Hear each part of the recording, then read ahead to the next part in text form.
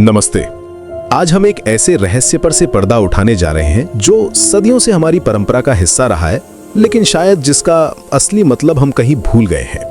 हम बात कर रहे हैं महाशिवरात्रि की। जब भी हम किसी त्योहार के बारे में सोचते हैं, जैसे रामनवमी या कृष्ण जन्माष्टमी, तो हमारे मन में एक साकार दैवीय स्वरूप की छवि बनती है। हम उनके जन्म का उत्सव मनाते हैं। लेकिन शिवरात्रि के साथ ऐसा नहीं है। यहाँ जन्म शब्द का प्रयोग नहीं होता, बल्कि रात्रि शब्द जुड़ा है। कभी सोचा है शिव दिन क्यों नहीं, शिवरात्रि ही क्यों? और ये शिव हैं कौन? हम उन्हें शिवलिंग के रूप में पूजते हैं, जो निराकार हैं, एक ज्योति बिंदु का प्रतीक। ये ज्योतिर्लिंग शब्द का क्या अर्थ है? क्यों उनके सबसे बड़े भक्त नंदी एक साकार बैल के रूप में है, जबकि स्वयं शिव निराकार हैं? और तो और हम उन्हें जो चीजें चढ़ाते हैं, आक, धतूरा, बेर, ये सब तो जंगली, विषैली और कांटेदार चीजें हैं। कोई अपने इष्ट को ऐसी वस्तुएं क्यों अर्पित करेगा? क्या इन सब के पीछे कोई गहरा आध्यात्मिक रहस्य छिपा है?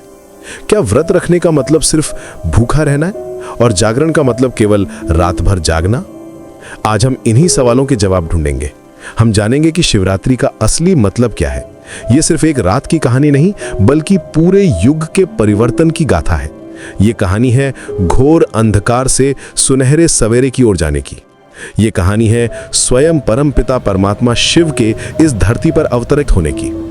तो चलिए इस आध्यात्मिक यात्रा पर चलते हैं और शिवरात्रि के उन रहस्यों को समझते हैं जो हमारी आत्मा को जगा सकते हैं और हमारी दुनिया को बदल सकते हैं।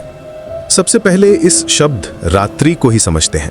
जब हम शिवरात्रि कहते हैं तो हमारे मन में फाल्गुन मास की कृष्ण पक्ष की चतुर्दशी की रात की तस्वीर आती है, लेकिन इसका आध्यात्मिक अर्थ बहुत गहरा है। यहाँ रात्रि का मतलब 12 घंटे वाली रात से नहीं है। ये उस बेहद घोर अज्ञान की रात का प्रतीक है जब पूरी दुनिया, पूरी मानवता नैतिक और आध्यात्मिक रूप से अपने सबसे निचले स्तर पर पहुंच जाती है। कल्पना कीजिए एक ऐसे समय की जब धर्म के नाम पर अधर्म, शांति के नाम पर हिंसा और ज्ञान के नाम पर अज्ञान का बोलबाला हो। जब इंसान अपनी आत्मिक पहचान भूलकर खुद को सिर्फ ये शरीर समझने लगे और काम, क्रोध, लोभ, मोह, अहंकार, इन 5 विकारों के दलदल में पूरी तरह धंस जाए। जब भ्रष्टाचार, अत्याचार और दुख अपने चरम पर हों, इसी घोर कलयुगी अंधकार की रात को शिवरात्रि की रात्रि कहा गया है। ये वो समय है जब आत्माएं दुख और अशांति से तड़पकर परमात्मा को पुकारती हैं, हे प्रभु, अब आकर हमें इस दुख से मुक्त करो। श्रीमद् भगवद गीता में भी भगवान इसी समय की ओर इशारा करते हैं। अध्याय 4 के श्लोक 7 और 8 में वो कहते हैं, यदा यदा हि धर्मस्य ग्लानिर्भवति भारत अभ्युत्थानम धर्मस्य तदात्मानं सृजाम्यहम् परित्राणाय साधूनां विनाशाय च दुष्कृतां धर्म संस्थापनार्थाय संभवानि युगे युगे।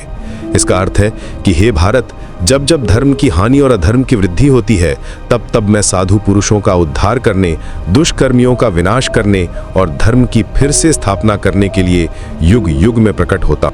तो शिवरात्रि वो विशेष समय है जब इस घोर अज्ञान की रात्रि में परमात्मा स्वयं इस धरती पर अवतरित होते हैं। वो किसी देवी या देवता की तरह माँ के गर्भ से जन्म नहीं लेते। उनका अवतरण दिव्य और अलौकिक होता है। वे जन्म मरण के चक्र से परे हैं, इसीलिए वे अजन्मा और अभोगी कहलाते हैं।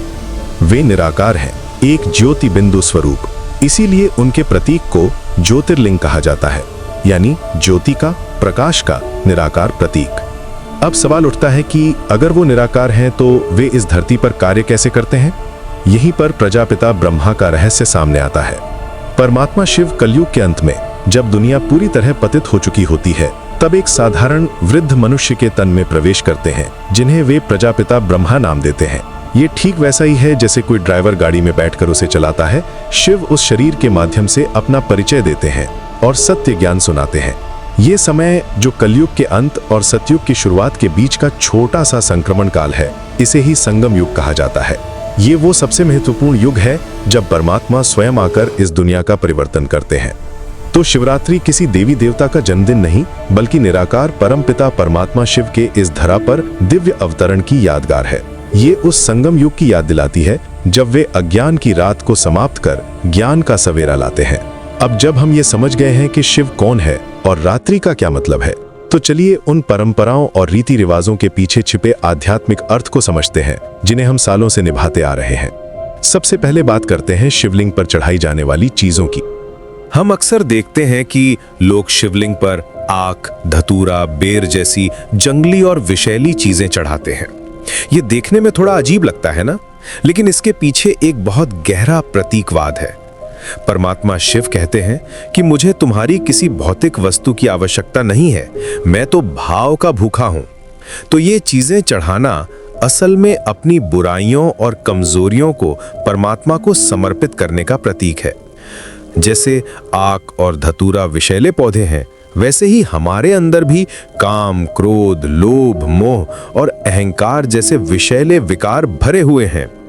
जब हम शिवलिंग पर धतूरा चढ़ाते हैं तो हम असल में ये संकल्प लेते हैं कि हे प्रभु, मैं अपने अंदर के क्रोध रूपी विष को आपको समर्पित करता हूं। आज से मैं शांत और शीतल रहने का प्रयास करूंगा। जब हम आक का फूल चढ़ाते हैं तो हम अपनी काम वासनाओं को ईश्वर को अर्पण करने का प्रण लेते हैं।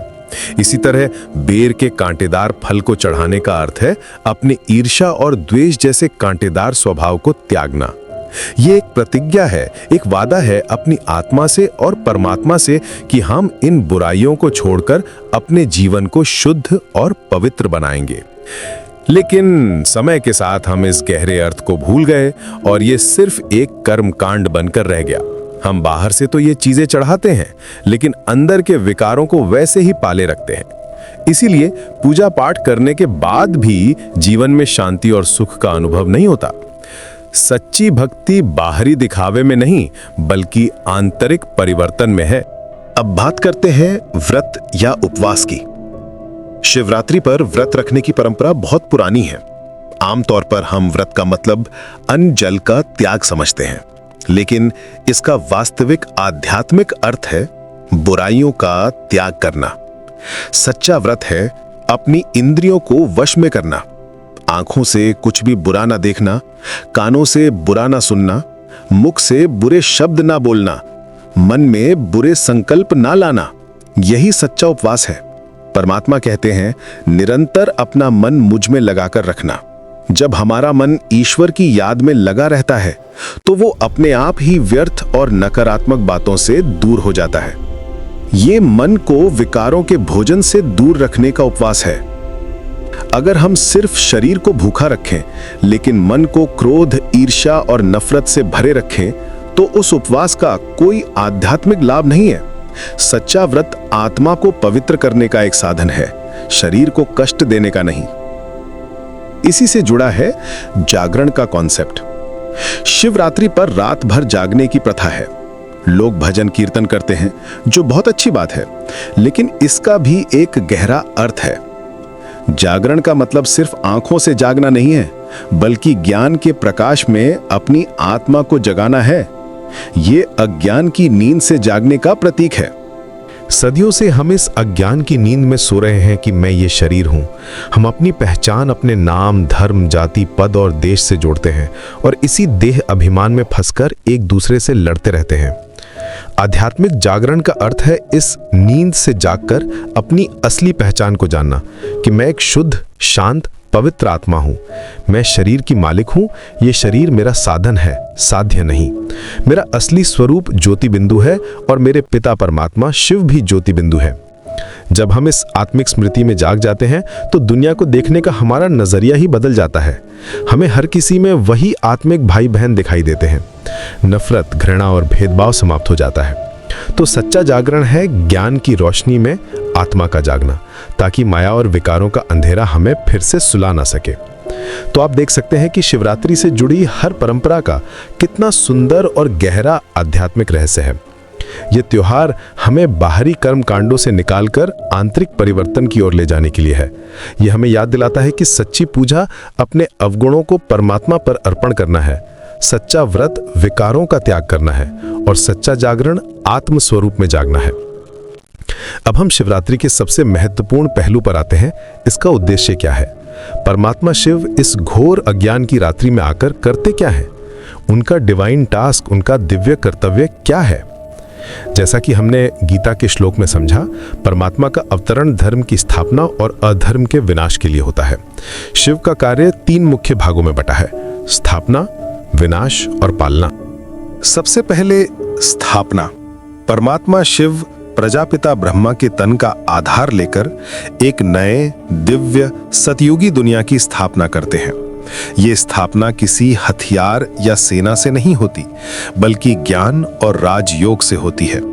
वे हमें वो सत्य ज्ञान देते हैं जिसे हम भूल चुके हैं, आत्मा का ज्ञान, परमात्मा का ज्ञान और सृष्टि चक्र का ज्ञान। वे हमें बताते हैं कि हम सब एक ही पिता की संतान हैं, आत्माएं हैं। हमारा असली घर परम धाम है, जहां से हम इस दुनिया रूपी मंच पे अपना अपना पार्ट बजाने आए हैं। इस ज्ञान के साथ साथ वो हमें राजयोग की विधि सिखाते हैं।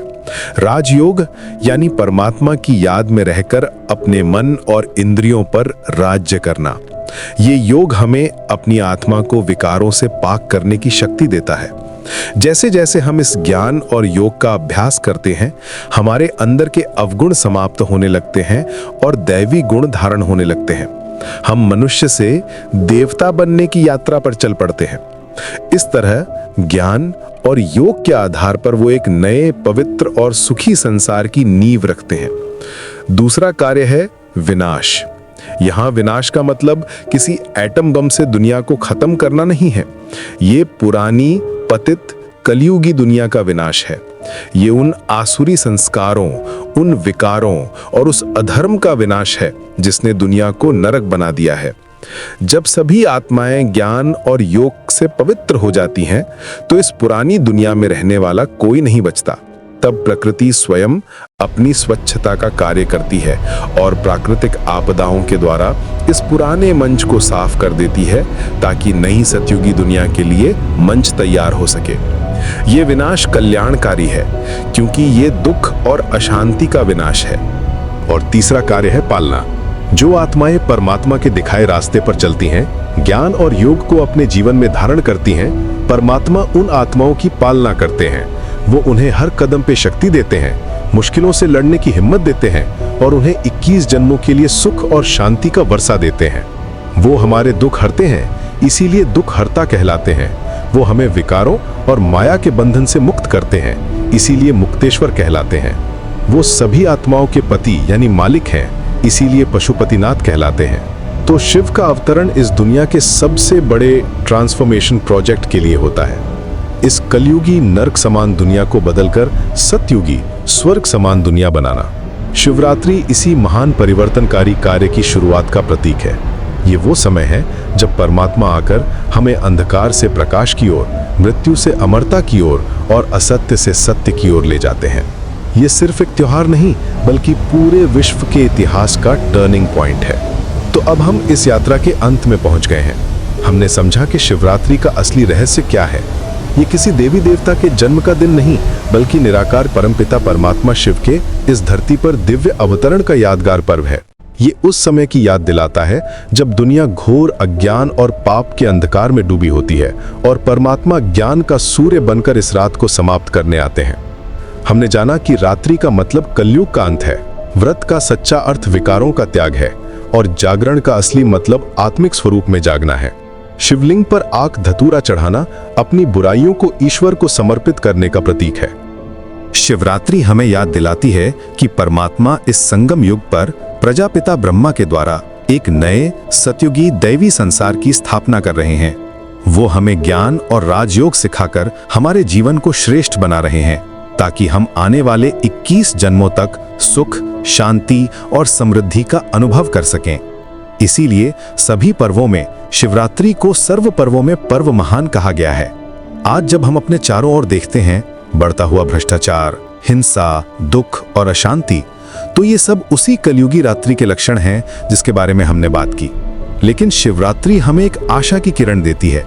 यह हमें बताती है कि ये अंधकार हमेशा नहीं रहेगा, ज्ञान का सवेरा आ रहा है, परमात्मा अपना कार्य कर रहे हैं। अब ये हम पर निर्भर करता है कि हम इस संदेश को समझें और अपने जीवन में उतारें। क्या हम अब भी पुरानी अर्थहीन रस्मों में उलझे रहेंगे, या फिर शिवरात्रि के सच्चे आध्यात्मिक रहस्यों को अपनाकर अपने जीवन का परिवर्तन करेंगे? क्या हम अपनी बुराइयों को सचमुच परमात्मा को समर्पित करने के लिए तैयार हैं? क्या हम अज्ञान की नींद से जागकर अपनी सच्ची आत्मिक पहचान में स्थित होने के लिए तैयार हैं? परमात्मा शिव आज भी संगम युग पर अपना कार्य कर रहे हैं। वो हमें पुकार रहे हैं हे मेरे मीठे बच्चों, जागो, अपनी शक्तियों को पहचानो। तुम साधारण मनुष्य नहीं, देवकुल की आत्माएं हो। विकारों को छोड़ो और मेरे साथ जुड़कर इस दुनिया को स्वर्ग बनाने के कार्य में मेरे मददगार बन।